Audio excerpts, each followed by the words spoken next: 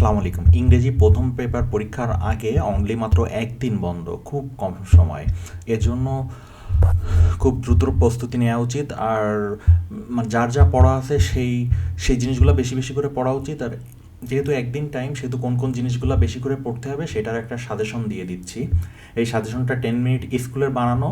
আমি ডেসক্রিপশনে লিঙ্ক দিয়ে দিচ্ছি। এই লিঙ্ক থেকে ডাউনলোড বাটনে ক্লিক করে ডাউনলোড করা যাবে, কিংবা এখান থেকেও ডাইরেক্ট দেখা যাবে। সাজেশনটা এই যে আছে। আর তার আগে আমরা একটু কোশ্চেনটা দেখে আসি গত বছরের, এই যে ঢাকা বোর্ডের 24 সালের কোশ্চেন। আমরা দেখি যে রিডিং থেকে 60 মার্কস, আর তারপরে রাইটিং পার্ট থেকে 40 থাকে। এই যে 40-40-র ভেতরে গ্রাফ বা চার্টে হলো 15, তারপর স্টোরিতে 15, তারপর হলো একটা ইনফর্মাল লেটার থাকে, এটাতে হলো 10 মার্ক। তো সাজেশনটা তাহলে দেখি এবার। এদের সাজেশনে ইংলিশ ফার্স্ট পেপার যে বোর্ড বই আছে, সেই বোর্ড বইয়ের ইউনিটগুলা সিন কম্প্রিহেনশনের জন্য কোন কোন চ্যাপ্টারগুলা, ইউনিট লিসনগুলা ইম্পর্টেন্ট সেইগুলা দেয়া আছে এখানে। তারপর এখানে clause test with close, clause test without close দেয়া আছে। তারপর এখানে রিয়ারেঞ্জ দেয়া আছে 18টা। এই যে ডিটেলসে দেখলাম, এটা গুরুত্বপূর্ণ। রিয়ারেঞ্জ যদি একটু ভুল যায় মনটা অনেক খারাপ হয়ে যাবে।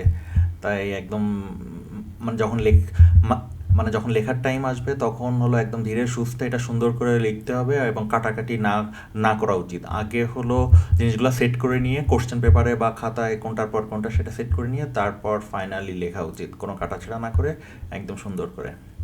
তারপর রাইটিং যে 40 মার্কস দেখলাম, সেখানে হলো গ্রাফ বা চার্টে হলো 15 মার্ক। এটার জন্য 13টা দেয়া হয়েছে, এই যে 13টা। তারপর নেক্সটে কমপ্লিটিং স্টোরি, এখানে 16টা দেয়া আছে। এই 16টা মোস্ট ইম্পর্টেন্ট জিনিসগুলা এখানে। আর কারো যদি আগে পড়া থাকে আরও সেইগুলাও পড়া উচিত, বাট নতুন করে আর শুরু করা উচিত না। যদি কম পড়া থাকে তাহলে এইগুলার উপরে গুরুত্ব দিলেই চলবে। ইনফর্মাল লেটারে এই যে 12টা দেয়া আছে। এখানে আমি আর বিস্তারিত পড়ে টাইম নষ্ট করলাম না। এখানে বিস্তারিত পড়তে গেলে অনেক টাইম লাগবে, বাট বাট নিজে থেকে দেখে নেওয়া উচিত যে কী কী আমার পড়া আছে আর কোন কোনগুলোতে গুরুত্ব দেওয়া উচিত।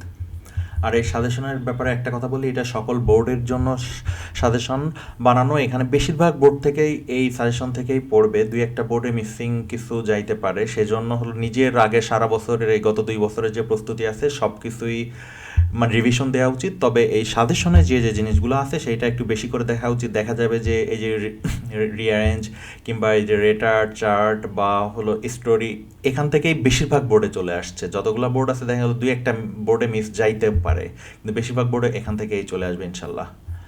ওকে, ঠিক আছে, তাহলে সবাই ভালোভাবে প্রস্তুতি নাও। ধন্যবাদ।